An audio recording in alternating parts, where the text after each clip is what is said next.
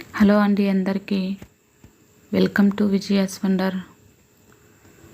మరొక మంచి సేవింగ్ టిప్తో అయితే నేను మీ ముందుకు వచ్చినానండి. ఈరోజు వీడియో ఏమిటంటే, ఎంత ట్రై చేసినా కానీ పొదుపు అయితే చేయలేకున్నాం, సేవింగ్ అయితే చేయలేకున్నాం అనేవారికండి ఈ వీడియో అయితే ఎక్కడా స్కిప్ చేయకుండా చివరి వరకు చూడండి. 6 టిప్స్ అయితే మనీ సేవ్ చేయడానికి 6 టిప్స్ అయితే నేను ఈ వీడియోలో చెప్తున్నాను కాబట్టి వీడియో అయితే చివరి వరకు చూడండి. ఇంకా మొదటి టిప్ ఏమిటంటే, మనము మన జీతం ఎంత, మన శాలరీ ఎంత, మన ఇన్కమ్ ఎంత, మనం ఎంత ఖర్చు పెడుతున్నామనేది ఒక లిస్టు రాసుకోవాలండి. మొట్టమొదటగా మనము సేవింగ్ చేయాలన్న ఆలోచన మనలో ఉన్నప్పుడు మన శాలరీ ఎంత, మనం ఎంత ఖర్చు చేస్తున్నాం అనేది మనము ఒక లిస్ట్ రాసుకోవాలి. ఒకవేళ నీ లిస్టులో నీ శాలరీకి మించిన ఖర్చులు ఉంటే వాటిని కొంచెం తగ్గించుకొని నీకు వచ్చిన శాలరీలో నుంచి నువ్వు కొంత అమౌంట్ను 1% అమౌంట్ను నువ్వు తీసి సేవింగ్ చేయాలి. ఇంకా మిగతా 1%, ఒకవేళ నీకు 1000 రూపాయలు వస్తుంటే 1000 రూపాయల 10,000 వస్తుంటే 1000 రూపాయల అమౌంట్ను తీసి నీవు సేవింగ్ చేయాలి. ఇది ఎలా అంటే, నీవు లిస్ట్ రాసుకోవాలి. లిస్ట్ రాసుకొని దానిని మనము ఏ దానికి ఎంత మనం ఖర్చు పెట్టాలి అనేది నువ్వు చేసుకోవాలి. ఒక క్యాలిక్యులేటర్ వేసుకోవాలి. అప్పుడు వేసుకున్నప్పుడు నువ్వు బేరీజ్ వేసుకున్నప్పుడు నువ్వు అమౌంట్ను అయితే సేవ్ చేయగలవు. ఇది మొదటి టిప్పు. నువ్వు లిస్ట్ రాసుకొని నీకు ఎంత శాలరీ వస్తుంది, ఎంత అమౌంట్ను నువ్వు ఖర్చు చేస్తున్నావు. ఒకవేళ నీవు ఎక్కువ ఖర్చు చేస్తుంటే ఒక నెల నువ్వు ఆ ఎక్కువ ఖర్చును అనే దాన్ని నువ్వు తగ్గించుకొని ట్రై చేయి. నీకు తెలుస్తుంది ఎంత నేను వేస్ట్ ఖర్చు చేస్తున్నానా అని. అలా లిస్ట్ రాసుకొని నీ శాలరీ 10,000 అయితే 1,000 రూపాయలు, 20,000 అయితే 2,000 రూపాయలు నీవు సేవ్ చేసి పక్కన పెట్టు. నీకు అప్పుడే అర్థమైపోతుంది, నేను ఈ 2,000ను ప్రతి నెల అనవసరంగా ఖర్చు చేస్తున్నాను. డబ్బు ఉంటే అయిపోతుందండి మన దగ్గర. శాలరీ రాగానే ఇప్పుడు సిచ్యువేషన్ ఏమిటంటే, ఎదురు చూసినంతసేపు కూడా లేదండి. నెల వస్తుందంటే మన మధ్య తరగతి ఫ్యామిలీస్కి ఎదురు చూసినంతసేపు కూడా లేదండి. నెలంతా ఎదురు చూస్తాము. 1వ తారీఖు రాగానే మొత్తం 2-3 రోజులకే డబ్బులంతా ఖర్చు పెట్టేసి మళ్ళీ 5వ తారీఖు నుంచి మళ్ళీ ఎదురు చూస్తూ ఉంటాం. అలా కాకుండా ఒక లిస్ట్ ప్రకారము నీవు సేవ్ చేయాలి. ఇంకా రెండవ ట్రిప్ ఏమిటంటే, నీవు కనుక క్రెడిట్ కార్డులు, అదేవిధంగా ఫోన్పే, గూగుల్ పే ఇలాంటివి నీవు ఉపయోగిస్తుంటే మాత్రం ఈరోజే దానికి ఫుల్ స్టాప్ పెట్టేయాలి. రెండవ టిప్పు, నువ్వు క్రెడిట్ కార్డు, డెబిట్ కార్డు, తర్వాత గూగుల్ పే, ఫోన్పే ఇలాంటివి నువ్వు చేస్తుంటే నువ్వు దానికి ఈరోజే చెక్ పెట్టేయాలి. ఎందుకంటే మన చేతికి స్పర్శ ఉంటుందండి. మన చేతికి మన మెదడుకి స్పర్శ ఉంటుంది.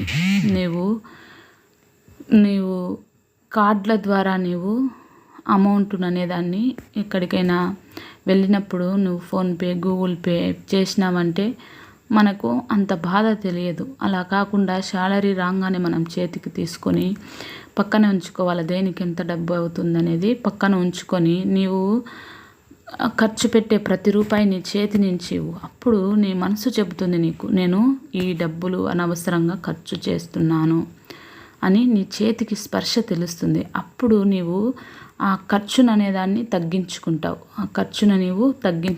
ఆ తగ్గించిన అమౌంట్ను నీవు సేవ్ చేయి. సేవ్ చేసిన తర్వాత దానిని ఒకసారి ఈ టిప్పు నువ్వు ఫాలో నువ్వే నీ జీవితంలో ఇంకా ఎప్పుడు ఈ కార్డులు ఉపయోగించవు. గూగుల్ పే, ఫోన్పే ఇలాంటివి ఉపయోగించవు. నేను కూడా గూగుల్ పే, ఫోన్పే చేయడం నాకు పెద్దగా ఇష్టం ఉండదండి. ఎందుకంటే శాలరీ రాగానే మన చేతికి తీసుకొని మనకు ఇంత శాలరీ వచ్చిందని ఒక లిస్ట్ రాసుకొని ప్రతి రూపాయి మన చేతి నుంచి మనం ఖర్చు పెడుతుంటే మన చేతికి మన మైండ్కు ఆ స్పర్శ తెలిసి మన ఒక 10 నిమిషాలు మనము వెయిట్ చేసి ఆలోచన చేసినామంటే మనకు అర్థమవుతుంది, ఆహో అనవసరంగా మనము దీన్ని ఖర్చు చేస్తున్నామని. అందుకనేసి నువ్వు ఈ దినం నుంచే నువ్వు రేపు చేద్దాంలే, ఎల్లుండి చేద్దాంలే అని అనుకోవద్దండి. ఎందుకంటే మనము మధ్యతరగతి వాళ్ళము, చాలా తక్కువ జీవితాలు మనవి, చాలా తక్కువ జీవితాలు, తక్కువ జీతాలు కూడా. మనం ఈరోజు పొదుపు చేయలేకపోతే రేపు మన పిల్లల భవిష్యత్తును మనము సెట్ చేసుకోలేం. ఇంకా ఆ తర్వాత 3వ టిప్ ఏమిటంటే, నువ్వు ఎప్పుడైనా ఏదైనా షాపింగ్ మాల్కి వెళ్ళినప్పుడు ఇలాంటి కార్డ్స్ ఇస్తుంటారు. నువ్వు 5,000 బిల్ చేస్తే 500 ఫ్రీ, 3,000 బిల్ చేస్తే 300 ఫ్రీ, 2,000 బిల్ చేస్తే 200 ఫ్రీ అని మనల్ని వాళ్ళు ట్రాప్ చేస్తుంటారు. ఎవరండి మనకు ఫ్రీగా ఇచ్చేది? వాళ్ళకు పడిన దానికంటే మనకు తక్కువగా ఇస్తారా అండి? అలా ఏమి ఇవ్వరండి. మనము 5,000 బిల్లు చేయాలంటే ఎన్ని బట్టలు కొనుక్కోవాలో కదా. అసలు మనం మధ్యతరగతి వాళ్ళం. 5,000 బట్టలు అంటే చాలా కష్టం అండి, చాలా కష్టం. వాళ్ళు మనల్ని అలా ట్రాప్ చేసి ఇలాంటి కార్డ్స్ ఇస్తుంటారు. నాకు అలా ఇచ్చిన కార్డ్సే నేను మళ్ళీ తిరిగి తీసుకొని వెళ్ళింటే వాళ్ళు అవి తీసుకునే వాళ్ళు. అలా కాకుండా మనం ఎప్పుడైనా వెళ్ళి అక్కడ ఫోన్ నెంబర్ ఇచ్చినా కానీ వాళ్ళు ఫోన్ చేసి మరి మనకు చెప్తుంటారు, మీకు ఆఫర్ వచ్చింది రండి తీసుకోండి అని. ఇలాంటి ట్రాప్లో మాత్రం మీరు పడవద్దండి. ఇది 3వ టిప్పు. ఇలాంటి కార్డ్స్ మీకు వచ్చినప్పుడు వాటిని తీసి చెత్తబుట్టలో వేయడం తప్ప మనము వెళ్ళి మన కంటికి చూసిన దాన్ని కొనుక్కోవాలనిపిస్తుందండి. అలా కాకుండా మనము ఈ ఇచ్చిన 4 కార్డులు ఉన్నాయి కదా, 4 కార్డులలో 500 ఉంది కదా, ఈ 200ని నువ్వు 2,000ని నువ్వు సేవ్ చేయి. ఈ 2,000ని నువ్వు సేవ్ చేయి. అప్పుడు నీకు అనిపిస్తుంది, నేను ఈ నెల 2,000 డబ్బులను మిగిలించినాను అని. ఈ 2,000 డబ్బులు నువ్వు మిగిలించగలుగుతావు, నీ పిల్లల కొరకు ఉపయోగించగలుగుతావు. ఇంకా తర్వాత 4వ ట్రిప్ ఏమిటంటే అవసరాలండి. మనకు కొన్ని 4వ టిప్పులో అవసరాలు కొన్ని, అదేవిధంగా కోరికలు కొన్ని ఉంటాయి. అవసరం అంటే పప్పు అన్నము మనం తినాలి. పప్పన్నం తినాలంటే ఆకలి అవుతుంది, పప్పన్నం తిను, నీకు తక్కువ ఖర్చు అవుతుంది. అలా కాకుండా బిర్యానీ నువ్వు తింటే ఎక్కువ ఖర్చు అవుతుంది. నీ ఆకలి తీరాలి అంతే. ఆకలి తీరడం కోసం పప్పన్నం తిన్నా కడుపు నిండుతుంది, పచ్చడన్నం తిన్నా కడుపు నిండుతుంది, బిర్యానీ తిన్నా కడుపు నిండుతుంది. అలా కాకుండా మనము పచ్చడన్నం తినాల్సిన అవసరం లేదండి. ఒక పప్పన్నం తింటే చాలు, మన కడుపు నిండుతుంది. అలా కాకుండా మనము బిర్యానీ తిన్నామంటే అనవసరమైన ఖర్చు. ఆ బిర్యానీకి అయిన ఖర్చును మనం తీసి సేవ్ చేయాలి. 5వ టిప్పు. తర్వాత 6వ టిప్పు, ఇది లాస్ట్ టిప్ అండి.